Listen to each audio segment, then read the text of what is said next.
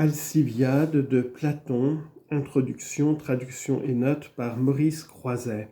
Notice 1. Authenticité, date et circonstances de la composition. L'Alcibiade, qu'on appelle aussi le premier Alcibiade, pour le distinguer du dialogue sur la prière, ou second Alcibiade, on lit en note, lequel néanmoins, s'il est bien de Platon, doit être tenu pour antérieur, fin de note, est le plus remarquable des 4 dialogues qu'on peut rapporter au temps du séjour de Platon à Mégare. L'authenticité en a été particulièrement contestée par la critique allemande. Elle s'est appuyée, comme cela lui est arrivé trop souvent à mon avis, sur des constructions aussi illusoires qu'ingénieuses en apparence. On les trouvera résumées dans l'étude très érudite de Heinrich Dittmar sur Eschine de Sphétos. D'après Dittmar, l'Alcibiade aurait été composée entre 340 et 330 par un philosophe de l'Académie, à l'aide d'emprunts faits au Cyrus et à l'Alcibiade d'Antisthène et à l'Alcibiade d'Échine de Sphétos et au mémorable de Xénophon. Les rapprochements qu'il a signalés sont presque tous incontestables, mais ils s'expliquent tout aussi bien si l'on admet que l'œuvre de Platon a été au contraire le modèle dont ces divers écrivains socratiques se sont inspirés. Toutes ces hypothèses reposent sur la méconnaissance profonde de l'originalité qui se manifeste dans ce dialogue. Il me paraît impossible, quant à moi, de l'attribuer à un inconnu qui aurait ainsi recousu des morceaux d'emprunt. En démontant l'œuvre pièce à pièce, comme l'ont fait ces critiques égarés par une mauvaise méthode, on perd de vue l'ensemble où se révèle la personnalité de l'auteur. Par sa forme, l'Alcibiade dénote un art qui se cherche encore. S'il est supérieur en variété, en ressources dramatiques au second Alcibiade et à l'Hippias mineur, il est loin cependant de l'aisance et de l'ampleur du Protagoras et du Gorgias. L'auteur s'en tient toujours à un simple entretien de Socrate avec un interlocuteur unique. Cet entretien se passe en un lieu quelconque, Platon n'ayant pas jugé utile de le situer dans un décor approprié. Bien que le dialogue en lui-même soit vif, parfois amusant, on n'y trouve point de péripéties proprement dites. Et il ne serait guère possible qu'il y en eût. Car les péripéties dans une œuvre de ce genre ne peuvent résulter que des sentiments en jeu. Les sentiments eux-mêmes tiennent au caractère. Or, l'interlocuteur de Socrate, le jeune Alcibiade, n'est pas un caractère. Sa présomption juvénile est tout en surface. Elle cède aux premières attaques pour faire place à une ingénuité quelque peu artificielle. Un tel personnage n'a pas la résistance nécessaire pour que le lecteur ait l'impression d'assister à une lutte. Alcibiade se défend à peine. Nous n'avons sous les yeux qu'un maître et un disciple à l'âme malléable. Cela ne veut pas dire, bien entendu, que ce disciple nous soit indifférent. La naïveté de ses désirs, sa sincérité, son ambition le rendent intéressant.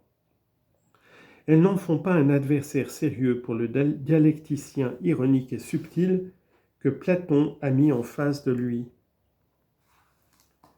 Si nous considérons les idées, notre impression est la même. Mais, pour l'analyser avec précision, il faut se rendre compte d'abord des circonstances qui ont dû suggérer à l'auteur l'idée de cette composition. Socrate avait enseigné qu'une seule chose est vraiment utile à l'homme, prendre soin de son âme, connaître ce qui est juste et s'appliquer à le pratiquer. Tous les autres soucis lui paraissaient secondaires ou même vains, et il pensait que cela était vrai des États comme des individus. Cette doctrine, Platon l'avait adoptée sans réserve.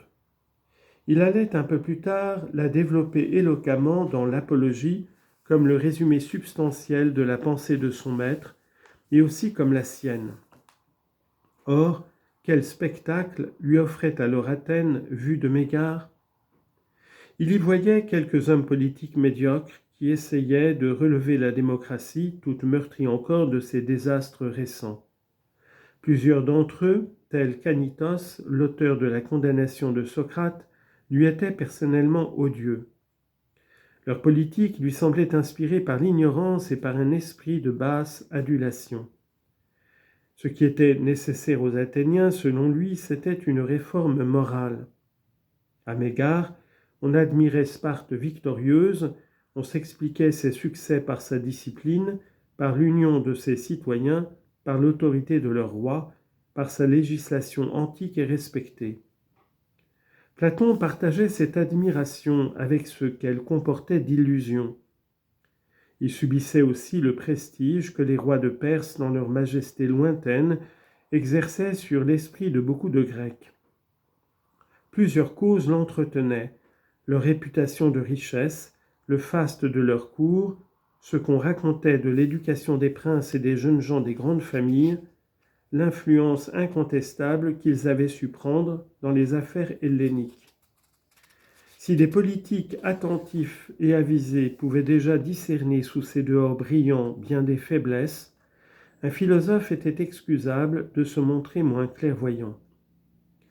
Opposant donc par la pensée ces puissances imposantes à l'impuissance actuelle d'Athènes, il estimait que l'avenir de son pays n'était pas dans la poursuite chimérique d'une prédominance devenue impossible, mais plutôt dans la réalisation d'une vie moralement meilleure. Il lui parut qu'il serait utile de mettre en contraste dans un écrit qui se ferait lire ces deux conceptions divergentes, celle de la politique d'ambition d'une part, celle de la politique de réforme morale et de justice d'autre part, et il écrivit l'Alcibiade. Pourquoi choisit-il l'Alcibiade comme le représentant de ce qu'il voulait condamner ? Ce fut sans doute surtout parce que le sort même de cet homme d'État, mort misérablement depuis quelques années, en 404, semblait être la plus éclatante confirmation de son jugement. Admirablement doué, pourvu de tous les moyens de succès, Alcibiade, par la violence de ses désirs, par le dérèglement de sa vie, avait fait le malheur de son pays et le sien. Quel exemple allégué qui fut plus décisif que celui-là. Montrer qu'à l'entrée de la vie, il avait eu, comme Héraclès dans l'apologue de Prodicos, le choix entre deux routes, et qu'en cédant à ses passions, il avait pris celle qui le menait à sa perte. N'était-ce pas donner à ses contemporains le meilleur des avertissements ? Accessoirement d'ailleurs, il trouvait là l'occasion de disculper Socrate, auquel des calomniateurs avaient voulu imputer une part de responsabilité dans le mal qu'Alcibiade avait fait à son pays. Inspiré comme on le voit par les circonstances, ce dialogue n'en est pas moins quant au fond purement socratique. Platon n'ajoute aucune vue philosophique vraiment personnelle aux idées de son maître. Il se contente d'en faire l'application sous forme indirecte aux choses du jour. Il y est démontré d'abord qu'on ne peut rien savoir sans l'avoir appris d'un maître ou découvert par un travail personnel. C'était là une des idées essentielles de Socrate. Plus tard, Platon devait la modifier grâce à la notion pythagoricienne d'une vie antérieure et de la réminiscence. Il n'y a aucune trace de cela dans l'Alcibiade. L'identité du juste et de l'utile, qui est établie ensuite, est encore une affirmation socratique. Elle devait prendre chez Platon dans la suite une couleur mystique par la conception du bien et du beau révélée à l'âme dans une région supraterrestre. Dans l'Alcibiade, elle s'offre à nous sous l'aspect un peu terre-à-terre d'une vérité d'expérience. C'est encore une théorie purement socratique que celle de l'erreur ramenée à l'ignorance, et plus précisément à l'ignorance fondamentale qui consiste à croire que l'on sait ce que l'on ignore. On la retrouve dans l'Apologie, où elle est présentée comme une des idées directrices d'où Socrate a tiré la règle de sa vie. Enfin, l'importance attribuée au précepte delphique qui commandait à l'homme de se connaître lui-même et l'explication qui en est donnée ne manifestent pas moins l'influence dominante des enseignements du maître sur le disciple. C'est d'après lui qu'il interprète la valeur du mot « homme », en montrant que l'homme au sens propre, c'est une âme, et que dans l'âme, il faut distinguer la partie maîtresse, celle qui nous met en face de Dieu, la raison. On peut dire sans doute que la psychologie tripartite, développée plus tard par Platon, est là déjà en germe. Il faut reconnaître du moins qu'elle n'y est qu'en germe. La forme du raisonnement confirme encore l'impression qui résulte de la nature des idées. On y remarque partout ce goût des exemples familiers empruntés au métier qui était celui de Socrate. Ils sont multipliés dans l'Alcibiade avec une insistance qui ne laisse pas que de fatiguer le lecteur moderne. Notons aussi une dialectique trop verbale qui s'attache aux mots, qui même en abuse parfois. Des arguments excellents en eux-mêmes ont pour nous le tort d'être présentés sous une forme trop abstraite, notamment quand il s'agit de montrer que tout ce qui est beau est bon, c'est-à-dire utile.